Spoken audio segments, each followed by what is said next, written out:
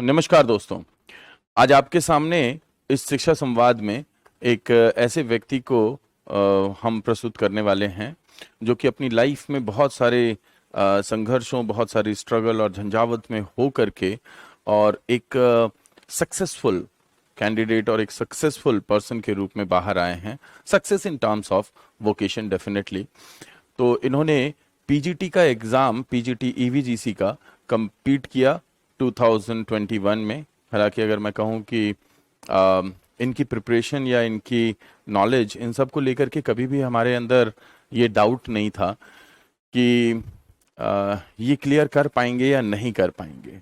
लेकिन हाँ, मैं ये कहूँगा कि कई बार प्रिपरेशन के दौरान, एग्ज़ाम देने के बाद में भी कुछ ऐसे अनुभव रहे जो हमें लगता है कि आपके लिए बहुत काम के रहेंगे। तो हमारे साथ मौजूद हैं शुभम प्रजापति। आइए भाई। तो ये है शुभम प्रजापति जो कि ईवीजीसी का एग्ज़ाम क्लियर कर चुके हैं 2021 का, और ये आपके साथ शेयर करेंगे अपने स्ट्रैटेजी, अपने शेड्यूल, अपना वर्क एक्स और किस तरीके से इन्होंने इस दौरान अपनी तैयारी की है, और वो आपके लिए काफ़ी हेल्पफुल रह सकते हैं।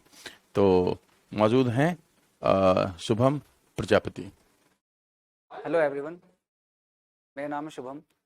और बिट्स युवा के साथ जो मेरी जर्नी स्टार्ट हुई थी वो 2020 में, जब हमने पीजीटी ईवीजीसी के एग्ज़ाम की तैयारी स्टार्ट की थी। शुभम, बिट्स युवा इंस्टीट्यूट ऑफ साइकोलॉजी के इस मंच पर आपका स्वागत है। आप हमसे अपनी कुछ एजुकेशनल बैकग्राउंड के विषय में शेयर कीजिए। अगर मैं अपनी एजुकेशनल बैकग्राउंड की बात करूं तो मैंने ग्रेजुएशन, पोस्ट ग्रेजुएशन अपनी यूनिवर्सिटी ऑफ दिल्ली से की है। उसके बाद 1 साल का हमने PG diploma in guidance and counselling का एक कोर्स था मेरा एनसीईआरटी से, वो किया। शुभम, बिट्स युवा इंस्टीट्यूट ऑफ साइकोलॉजी में आपका एक्सपीरियंस कैसा रहा, इसके बारे में बताइए हमारे श्रोताओं को। यदि मैं बात करूं अपने एक्सपीरियंस की, तो बिट्स युवा के साथ इस प्रिपरेशन का जो एक्सपीरियंस रहा है, एक काफ़ी लाजवाब, एक बहुत अच्छा एक्सपीरियंस रहा है। लाजवाब या अच्छा एक्सपीरियंस ये इसलिए भी रहा क्योंकि इस समय कोविड के टाइम में ऑनलाइन क्लासेस के थ्रू या फिर अपने सेल्फ स्टडी के थ्रू हमने चीज़ों को पढ़ने की, समझने की कोशिश की। इसके साथ साथ बिट्स युवा ने जो नोट्स हमें प्रोवाइड किए या जो गाइडेंस प्रोवाइड की, उसका एक अलग इंपॉर्टेंट रोल रहा इसमें। जिस दौरान आप प्रिपरेशन में थे, तैयारी में थे, उस दौरान आपकी सबसे बड़ी स्ट्रेंथ क्या रही, और आपने उस स्ट्रेंथ को किस प्रकार से अचीव किया। बात की जाए अगर मेरी स्ट्रेंथ्स की, तो मैंने इस एग्ज़ाम के समय पे अपनी स्ट्रेंथ को थोड़ा सा खुद से स्टडी करने की कोशिश की। इसके लिए पहले मैंने पेपर 1 और पेपर 2 दोनों को एनालाइज किया। पेपर 1 में जहाँ मेरा मैथमेटिक्स बहुत ज़्यादा वीक था, तो मैंने सिलेक्टिव चीज़ों को पढ़ने की कोशिश की। और रीजनिंग मेरी ठीक थी। Hindi, English, it was balanced. लेकिन यदि मैं बात करूँ पेपर 2 की, तो पेपर 2 में काफ़ी सारी चीज़ें ऐसी थी जिनको मैं अच्छे से कर पा रहा था, क्योंकि मेरा ग्रेजुएशन, पोस्ट ग्रेजुएशन, मेरा बैकग्राउंड साइकोलॉजी का रहा है, तो काफ़ी चीज़ें मैं आराम से कर पा रहा था। Specially general psychology, social psychology, ये मेरी स्ट्रॉन्ग पॉइंट्स रहे थे। जहाँ मुझे लगा कि मुझे गाइडेंस की ज़रूरत है, वो एक रिसर्च, स्टैट्स या रिसर्च मेथडोलॉजी वाला जो एरिया है, उसके लिए मुझे लीड की ज़रूरत पड़ी। जैसा कि हम सभी जानते हैं कि इस प्रकार की प्रिपरेशन के लिए बहुत हार्ड वर्क और मोटिवेशन की ज़रूरत होती है। तो हमारे श्रोताओं से ये थोड़ा सा शेयर कीजिए कि ऐसी कौन सी चीज़ें थी जिन्होंने आपको मोटिवेटेड रखा। तो वो कौन से मोटिवेटेड फैक्टर थे जिन्होंने आपको लगातार अपने मार्ग पे आगे बढ़ने के लिए पुश दिया। इस पूरी प्रिपरेशन के दौरान एक जो फैमिली की एक्सपेक्टेशंस और अपने सेल्फ एक्सपेक्टेशंस थी, उन्होंने एक मोटिवेशनल फैक्टर के रूप में एक बड़ा रोल प्ले किया। इसके अलावा जो मेरी खुद से एक्सपेक्टेशंस थी कि इतनी एजुकेशन लेने के बाद हम सोसाइटी को क्या प्रोवाइड कर पाएंगे। यदि मैंने साइकोलॉजी पढ़ी है, तो उस साइकोलॉजी से जनरल लाइफ में मैं अपने लाइफ में और मेरे आसपास के जो लोग हैं उनके लाइफ में क्या कभी बदलाव ला सकता हूँ या फिर उसमें कुछ काम कर सकता हूँ। हमारे सभी यंग एस्पिरेंट्स आपके प्रैक्टिकल और पर्सनल एक्सपीरियंसेस के कुछ एग्जांपल्स के बारे में जानना चाहेंगे, तो आप क्या शेयर करना चाहेंगे इस विषय में? अब यदि मैं आने वाले जो नेक्स्ट एस्पिरेंट्स हैं अलग अलग सब्जेक्ट्स के एग्ज़ाम्स के लिए, स्पेशली ईवीजीसी या स्पेशल एजुकेशन वाले स्टूडेंट्स के लिए मैं यदि बताऊं, तो मोटिवेटेड तो हम रहते हैं, पर उस मोटिवेशन को कंसिस्टेंट रखना बहुत ज़रूरी है। अगर मैं अपना एग्जांपल दूं, तो हालांकि 2020 से मैं पढ़ाई कर तो रहा था, बट छोटी छोटी चीज़ों को जो मैं पहले कर लिया था, जिन पे मेरी कमांड थी, पहले मैंने उनको पढ़ना स्टार्ट किया, पहले मैंने उनको मजबूत किया, और जो चीज़ें कहीं पे मेरी गैप्स थे, उन गैप्स को फुलफिल करने की कोशिश की। लेकिन ये सब मैंने एक अपना शेड्यूल बना के और कंसिस्टेंट वे में उस शेड्यूल को फॉलो करके कंप्लीट या अचीव करने की कोशिश की। कंसिस्टेंसी से मुझे फ़ायदा क्या हुआ? इस कंसिस्टेंसी से फ़ायदा ये हुआ कि जहाँ मैं कुछ चीज़ें कवर पहले ही कर लिया था, तो एग्ज़ाम टाइम पे एक छोटी सी मिसहैपनिंग हुई और मेरा एक्सीडेंट हुआ। उसकी वजह से मुझे डॉक्टर ने बोला कि आप 2 महीने तक बैठेंगे नहीं, और 2 महीने बाद मेरा एग्ज़ाम भी था। लेकिन वो जो पहले से मैं कंसिस्टेंसी मेंटेन कर रहा था, उसका फ़ायदा ये हुआ कि जो नॉलेज मेरे पास पहले से थी, मैं लेट के अपने बेड पे चोट के साथ उस चीज़ को रिवाइज कर रहा था, और मैं कुछ नया नहीं पढ़ रहा था। जब हम नया पढ़ते हैं तो हमें ज़्यादा फोकस या ज़्यादा स्ट्रेंथ की ज़रूरत पड़ती है, लेकिन जब हम रिवाइज करते हैं तो हम क्या करते हैं, हम अपने गैप्स फिल करते हैं। तो कहीं ना कहीं पहले से मेंटेन की हुई इस कंसिस्टेंसी ने मेरे मुझे वहाँ पे हेल्प की, और जब मैं अपनी उस चोट के होते हुए भी एग्ज़ाम दे के आया, तो मुझे बहुत ज़्यादा कोई लैक ऑफ प्रिपरेशन नज़र नहीं आई अपने अपने साथ।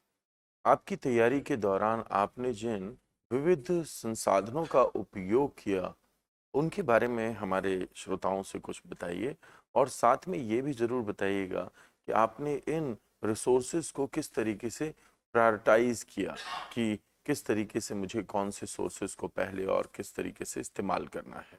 इस पूरी प्रिपरेशन के दौरान बहुत सारी बुक्स, बहुत सारे मटेरियल को सर्च करने की या चेक करने की कोशिश की, क्योंकि ये कोई गिवन फॉर्मेट या गिवन सिलेबस नहीं था DSSS बोर्ड की तरफ से। तो हमने जो चीज़ समझ में आई, जो चीज़ हमें हाथ लगी, वो हमने पढ़नी शुरू की स्टार्टिंग में, लेकिन बाद में चीज़ों को थोड़ा टारगेट बेस्ड, थोड़ा सा नीड बेस्ड हमने सेग्रीगेट किया। जैसे कि यदि हम बात करें जनरल साइकोलॉजी की, तो जनरल साइकोलॉजी में आएगा क्या, उसकी एक टारगेटेड स्टडी की, या फिर अगर एबनॉर्मल है या फिर थियरीज हैं, थेरेपीज हैं, तो उसकी पढ़ाई के साथ साथ उसका एप्लीकेशन अलग अलग जगह पे कहाँ हो सकता है, ये हमने सोचने समझने की कोशिश की। आपने बहुत ही बेहतर तरीके से इस बात को शेयर किया कि किस तरीके से हमें अपने संसाधनों का इस्तेमाल करना चाहिए। परंतु इससे जुड़ा हुआ ये एक प्रश्न है कि हमें कैसे स्ट्रैटेजाइज करना चाहिए, किस तरीके की स्ट्रैटेजी अगर हम फॉलो करें तो हमारे चांसेस ज़्यादा बढ़ जाते हैं, कम रिसोर्सेज में भी ज़्यादा बेहतर आउटपुट लाने के। तो इसके बारे में कुछ बताइए। अब यदि मैं बात करूं अपनी स्ट्रैटेजी की, तो स्ट्रैटेजी हालांकि जैसे मैंने कहा एक कंसिस्टेंसी को मेंटेन करने की रही, इसके साथ साथ अपना शेड्यूल मेंटेन करने की भी मैंने कोशिश की और उसको मेंटेन भी किया। हालांकि कोविड का टाइम था और ज़्यादातर टाइम हम घर पे ही थे, लेकिन इस समय में मैं एक स्कूल में ऑनलाइन क्लासेस के थ्रू बच्चों को पढ़ा भी रहा था। तो वो जो बच्चों को पढ़ाना था, 11th-12th के बच्चों को साइकोलॉजी पढ़ाना, काफ़ी हेल्प किया। हेल्प इसलिए किया कि जो मैं बच्चों को बेसिक लेवल पे पढ़ा रहा था, उससे एक बेसिक कंसेप्ट क्लियर हुआ, और फिर जो हायर लेवल पे गैप्स रहे, उनको मैंने फुलफिल करने की कोशिश की। शेड्यूल यही था कि स्टार्टिंग से सुबह मॉर्निंग से कुछ चीज़ें स्टार्ट करेंगे, फिर अपनी जो बेसिक चीज़ें हैं, बेसिक दिन भर की चीज़ें, उसे कंप्लीट करना, फिर एटलीस्ट 1 या 2 घंटे का स्ट्रेच में पढ़ाई करना। और पढ़ाई करना इन द सेंस सिर्फ बुक को पढ़ना नहीं, बट जो हम पढ़ रहे हैं उसके साथ साथ कुछ क्वेश्चंस भी रेज करना, क्योंकि जब हम क्वेश्चन रेज कर रहे हैं तो कहीं ना कहीं उस एक बार पढ़ी हुई चीज़ को दूसरी बार भी रिवाइज कर रहे हैं। तो यदि हम इस तरीके से एक टेक्स्ट को पढ़ने के बाद एक क्वेश्चन अपने आप से अपने मन में रेज करें, तो एक बेहतर चीज़ या एक बेहतर कंटेंट हम समझ पाते हैं और उसका एक बेहतर रिजल्ट निकल के आता है। कहीं ना कहीं ये एक सिंथेसिस के रूप में काम करता है।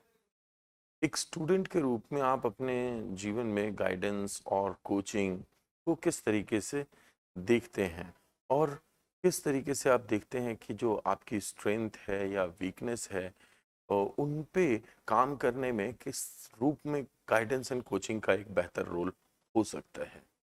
यदि मैं बात करूं कि मैंने कोचिंग लेने का डिसीजन क्यों लिया, बिट्स यूएस से कोचिंग लेने का डिसीजन मैंने लिया इसलिए क्योंकि मैंने पहले ये एनालाइज किया कि मुझे क्या आ रहा है या मेरी स्ट्रेंथ क्या है।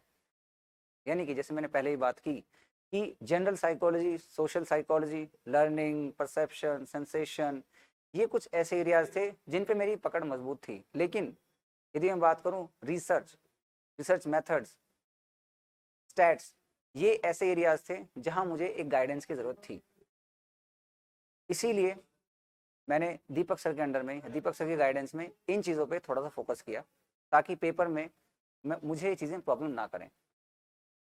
इसके अलावा जो एक और चीज़ थी वो ये कि कोचिंग में रहने के साथ या कोचिंग में रहने की वजह से कुछ और लोगों के साथ हमें उनके इनपुट्स मिले, ये जानने के लिए मिला कि और लोगों की स्ट्रेटजीज क्या हो सकती है और हम उनसे और क्या नया सीख सकते हैं। तो यही कुछ रीज़न थे जिसके लिए मैंने कोचिंग ज्वाइन की। हम इस बात के लिए आपका बहुत आभार महसूस करते हैं कि आप हमारे श्रोताओं से इतनी महत्वपूर्ण विशेष जानकारी को शेयर कर रहे हैं। हम कुछ इस विषय में जानना चाहेंगे कि किस तरीके से आप एक प्रॉपर सपोर्ट सिस्टम को अचीव कर पाए, और बिना प्रॉपर सपोर्ट सिस्टम के क्या होता है। तो आपकी जो फैमिली है, फ्रेंड्स हैं, पीयर्स हैं, और जो आपके आसपास के लोग हैं, उनका इस सपोर्ट सिस्टम में क्या रोल रहा, और आप इसे किस तरीके से देखते हैं? अब यदि मैं बात करूं अपने रोल ऑफ माय फैमिली या फिर फ्रेंड्स या पीयर्स, तो फैमिली का रोल ये रहा कि उन्होंने मुझे एक ऑप्टिमम टाइम दिया कि मैं अपनी कंसेप्ट्स को या मेरी जो भी सब्जेक्ट है, सिलेबस है, मैं उसे कवर कर पाऊँ और उसमें कोई किसी प्रकार की हिंड्रेंस ना आए। इसके अलावा यदि मैं बात करूँ रोल ऑफ माय फ्रेंड्स, तो मेरे 2-3 फ्रेंड्स ऐसे हैं जिन्होंने इस प्रिपरेशन में, इस पूरी प्रिपरेशन में एक इम्पॉर्टेंट रोल प्ले किया। इम्पॉर्टेंट रोल कुछ उस तरीके से प्ले किया कि जो चीज़ें मैं पढ़ रहा था, मैं उनके साथ फ़ोन पर या वीडियो कॉल पर हम लोग डिस्कस करते थे कि हमने आज क्या पढ़ा है, और जहाँ भी उसमें फ्लॉज आते थे, जहाँ भी उसमें गैप्स आते थे, उसे हम साथ के साथ डील करते थे या डिस्कस करते थे। तो यही कुछ स्ट्रैटेजी थी मेरी इस पूरी जर्नी की। अंत में मुझे सिर्फ आपको एक ही बात कहनी है कि आप अपने आप को मोटिवेटेड रखें। चाहे आप इंट्रिंसिकली मोटिवेटेड हैं, एक बात है। एक्सट्रिंसिकली किसी और चीज़ को देख के मोटिवेट हो रहे हैं, ये दूसरी बात है। लेकिन आप अपने आप को मोटिवेटेड रखें। दूसरी बात ये है कि कंसिस्टेंसी, आपको अपनी प्रिपरेशन के दौरान कंसिस्टेंसी रखनी पड़ेगी। कुछ आवर्स आपको डेली डिवोट करने होंगे जिसमें आप एटलीस्ट कुछ छोटी मोटी चीज़ों को ही कवर करो, बट वो चलती रहनी चाहिए ताकि जो हमारा गोल है उसे हम अचीव कर पाएँ। और गोल हमेशा एक हमारा लॉन्ग रन होना चाहिए कि लॉन्ग रन में आखिर इसको करने के बाद मुझे मिलेगा क्या। I wish you all best of luck कि आप लोग जो भी जिस पेपर की प्रिपरेशन कर रहे हैं या जो भी काम करना चाह रहे हैं लाइफ में, आप उसमें इन्हीं कुछ पॉइंट्स को फॉलो करेंगे और आपको एक सक्सेस मिलेगी। जैसा कि हम जानते हैं कि आप एज अ टीचर भी या एज अ स्टूडेंट भी एक कर्मठ विद्यार्थी हैं, तो हम ज़रूर जानना चाहेंगे कि आप इस विषय में काम करते समय किसको अपना रोल मॉडल के रूप में देखते हैं, और जब आप अपनी जर्नी में हैं, और जैसा कि आज की डेट में तो क्योंकि अब रिजल्ट फाइनल आ ही चुका है और आप सेलेक्टेड हैं, तो हम जानना चाहेंगे कि आप इस जर्नी में किसकी तरफ देखते हैं? किसे अपने आदर्श के रूप में या रोल मॉडल के रूप में देखते हैं? इस पेपर की प्रिपरेशन के लिए यदि हम बात करें कि कोई मेरा रोल मॉडल रहा है, तो हाँ बिल्कुल, मेरा रोल मॉडल वो टीचर्स या वो एजुकेटर्स रहे हैं जो कि बच्चों की एजुकेशन के लिए बहुत ज़्यादा दिन रात एक लग के काम कर रहे हैं, बच्चों को पढ़ाने का काम कर रहे हैं। और कहीं ना कहीं ऐसे पॉलिसीज बना रहे हैं कि हम इंडिया को एक कॉम्प्रिहेंसिव वे में एजुकेशनली प्रमोट कर पाएँ, एम्पावर कर पाएँ। और कहीं ना कहीं जो एजुकेशन की एम्पावरमेंट है इंडिया में, उसके लिए एक बेहतर टीचर, एक बेहतर गाइड का होना बहुत ज़रूरी है। और क्योंकि हम एक एजुकेशनल वोकेशनल गाइडेंस काउंसलर बनने जा रहे हैं, तो ये हमारी ड्यूटी है कि हम एजुकेशनली वोकेशनली स्टूडेंट्स को इस प्रकार गाइड कर पाएँ कि वो एक बेहतर नेशनल रिसोर्स बन पाएँ। नेशनल रिसोर्स वो लोग जो नए आइडियाज़ कंट्री के लिए दे पाएँ। और कंट्री में होने वाली अगर कोई प्रॉब्लम है, हर एक सोसाइटी में प्रॉब्लम होती है, हर एक कंट्री में प्रॉब्लम होती है, लेकिन उन प्रॉब्लम्स को एक चैलेंज के रूप में वो स्टूडेंट लें और उसे क्लियर कर पाएँ। और ऐसा तभी होगा जब हम एज अ टीचर उन्हें गाइड कर पाएँ। यहाँ पे मैंने बीच में एक क्वेश्चन मिस कर दिया है, तो मैं ये ज़रूर पूछना चाहूँगा आपसे कि जो एग्ज़ाम का फॉर्मेट है और उस स्पेसिफ़िसिटी को आप किस तरीके से देखते हैं? गाइडेंस एंड काउंसलिंग के जो ईवीजीसी का जो एग्ज़ाम आपने दिया, उसके विषय में भी और जनरल जो टीचर्स के लिए जो डीएसएसबी का फॉर्मेट है, उसके लिए भी? यदि मैं बात करूँ एक पेपर के फॉर्मेट के बारे में, पेपर हमारा एमसीक्यू बेस्ड रहा है। देखिए, यदि हम साइकोलॉजी को जब हम पढ़ते हैं, तो ये एक ऐसा सब्जेक्ट है जिसमें हम काफ़ी वास्ट चीज़ों को पढ़ते हैं। लेकिन पेपर हमारा जो होगा वो एमसीक्यू बेस्ड होगा, जहाँ से चीज़ें कहीं से भी पूछी जा सकती हैं। यदि मैं एग्जांपल दूं लर्निंग का, तो लर्निंग की आपने जो भी थियरीज पढ़ी हो, उसमें से किसी थियरिस्ट का नाम, थियरिस्ट के जो डिटर्मिनेंट्स उन्होंने दिए हैं, उन डिटर्मिनेंट्स के नाम या फिर उनके प्रोसेस का नाम, कोई भी चीज़ आ सकती है, ये हम सभी जानते हैं।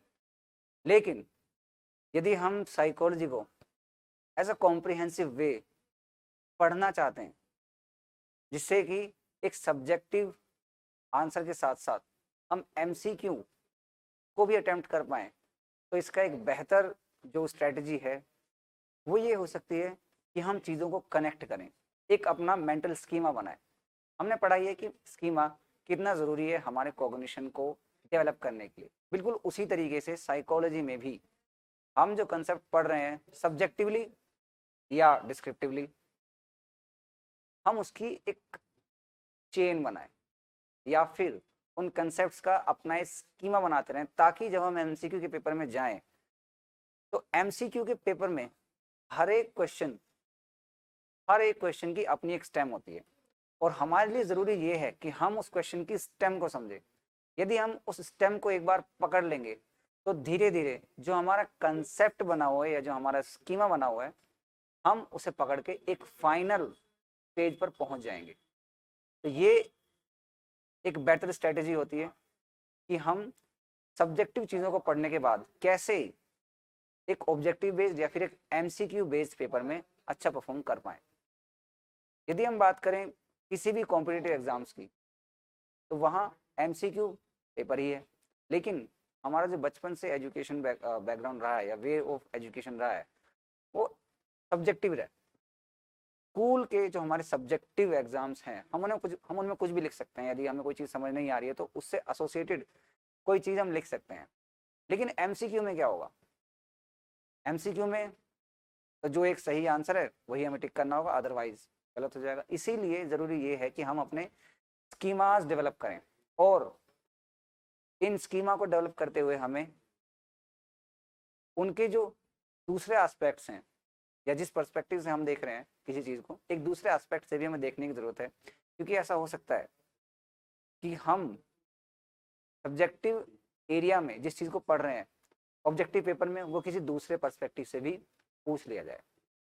जैसा कि आपने बहुत ही बेहतर तरीके से ये बताया कि एग्ज़ाम का फॉर्मेट क्या है, स्ट्रैटेजी क्या है, रख सकते हैं, कौन से रिसोर्सेज हैं। बट यहाँ पे मैं बहुत स्पेसिफिकली एक चीज़ अपने श्रोताओं के लिए आपके समक्ष रखना चाहूँगा कि आप इस पे ज़रूर बताएं कि कौन सी बुक्स, कौन सा स्टडी मटेरियल किस तरीके से यूज़ किया जा सकता है और आपने इसको किस तरीके से अपनी प्रिपरेशन के दौरान इस्तेमाल में लाए हैं। यदि मैं कुछ बुक्स की बात करूँ या किसी मटेरियल की बात करूँ, तो बुक्स हमारी जनरल साइकोलॉजी के लिए बैरन, सिसरेली या ऐसी कोई 2-3 बुक्स भी हम ऐड कर सकते हैं। लेकिन यदि हम स्टार्ट करें एनसीईआरटी से, तो एनसीईआरटी एक बेसिक नॉलेज प्रोवाइड करने के लिए तो बेटर है, बट उसमें जो गैप्स हमारे रह जाते हैं, उन गैप्स को फुलफिल करने के लिए हमें एक्स्ट्रा जो बुक्स हैं उनको रेफर करना भी बहुत ज़रूरी है। और यदि हम पेपर 1 की बात करें, तो पेपर 1 का एक जो सबसे बड़ा रूल है क्लियर करने का, वो है प्रैक्टिस।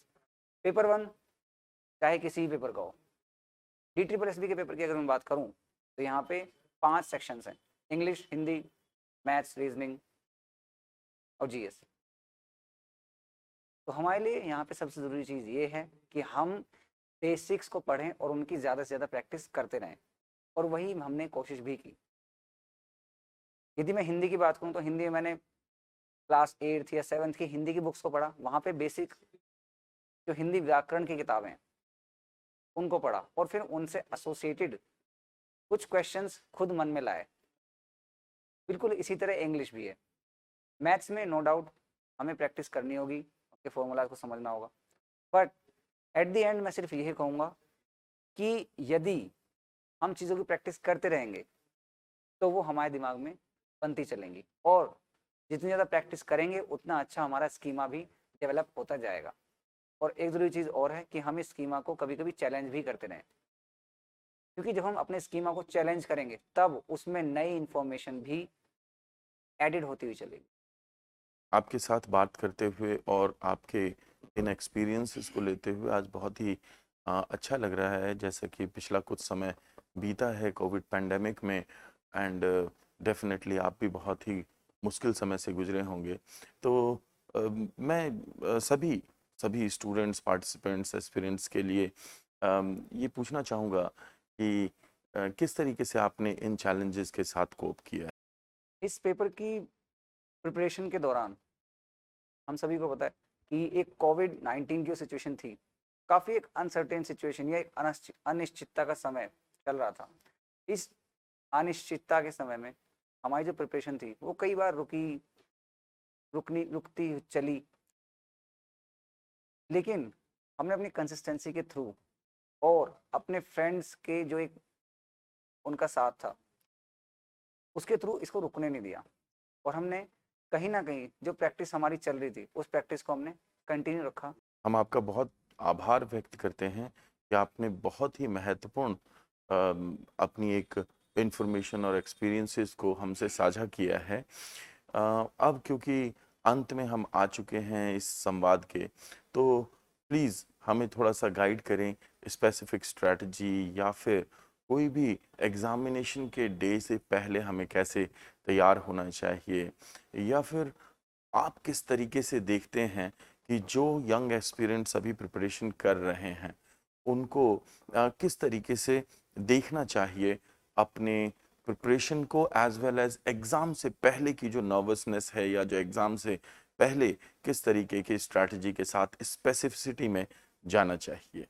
अगर मैं बात करूं कि पेपर से 1-2 दिन पहले या पेपर वाले दिन हमें क्या चीज़ें फॉलो करनी चाहिए, तो ऐसे में बहुत सारी चीज़ें या बहुत सारी स्ट्रैटेजी सभी लोगों के पास अपनी अपनी हो सकती हैं, लेकिन जो मेरी स्ट्रैटेजी थी पेपर वाले दिन या पेपर से 1-2 दिन पहले की, वो ये थी कि जितना अभी तक हमने पढ़ लिया है उसकी प्रैक्टिस करनी है। सिर्फ प्रैक्टिस क्वेश्चंस यदि हमारे पास हैं तो हम उन प्रैक्टिस क्वेश्चंस को सॉल्व करते रहें, जहाँ हमारे गैप्स हैं उनको फिल करने की कोशिश करते रहें, और पेपर से 1 दिन पहले इन सारी चीज़ों को हम साइड रख दें।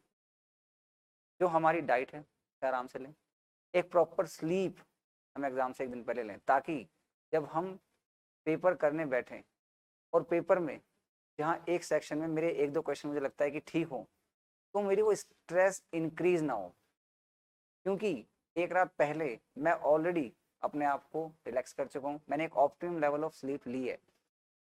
उसकी वजह से मुझे अगले दिन जो स्ट्रेस होगी मैं उसको आराम से डील कर पाऊंगा, और यही एग्ज़ाम के लिए ज़रूरी भी है कि हम एग्ज़ाम में अपने आप को जितने ज़्यादा कूल माइंडेड होके एक पेपर को अटेम्प्ट करें वो ज़्यादा बेटर रहेगा। DSSB के एग्ज़ाम में हम सभी को पता है कि सेक्शंस वाइज क्वेश्चंस आते हैं, और अगर एक सेक्शन हमारा प्रॉब्लमेटिक रहा या उसमें बहुत अच्छा नहीं कर पाया मैं, तो कई बार वो स्ट्रेस क्रिएट करता है एक नेक्स्ट सेक्शन के लिए। इसके लिए ज़रूरी है कि हम अपने आप को स्ट्रेस फ्री कैसे रखें या फिर उस स्ट्रेस को रेजिस्ट कैसे कर पाएँ। तो उसमें एक चीज़ ये है कि हम एक प्रॉपर नींद लेके उस दिन जाएँ। और इसके अलावा अगर हम डेली बेसिस पे कुछ स्ट्रेस रिडक्शन टिप्स या टेक्निक्स का भी इस्तेमाल करें, तो वो एक लॉन्ग रन में हमें स्ट्रेस रेजिस्टेंट बनाने में हेल्प करता है। दोस्तों ये हैं शुभम प्रजापति जो कि IEEE EVGC का एग्ज़ाम क्रैक कर चुके हैं और विद इन अ मंथ और टू इनकी ज्वाइनिंग हो जाएगी। इन्होंने आपके साथ अपनी एग्ज़ामिनेशन से, अपने एक्सपीरियंस से बहुत सारी चीज़ों को शेयर करने की, साझा करने की कोशिश की। हम शुभम प्रजापति और आप सभी के बहुत आभारी हैं कि आपने इसमें पार्टिसिपेट किया। अगर आपकी इससे संबंधित प्रिपरेशन से संबंधित कोई अगर फर्दर अगर क्वेश्चन हो, आप हमारे समक्ष रख सकते हैं। जैसा कि आपको पता है कि बिट्स युवा इंस्टीट्यूट ऑफ साइकोलॉजी में हम आपकी किसी भी प्रकार के सहयोग के लिए, किसी भी प्रकार की हेल्प के लिए हमेशा अवेलेबल हैं। तो इस चैनल से जुड़े रहें, बने रहें और हमें इसी प्रकार अपना सपोर्ट देते रहें। आगे भी कुछ सक्सेस स्टोरीज़ के साथ में हम आपके साथ मिलते रहेंगे। Thank you so much.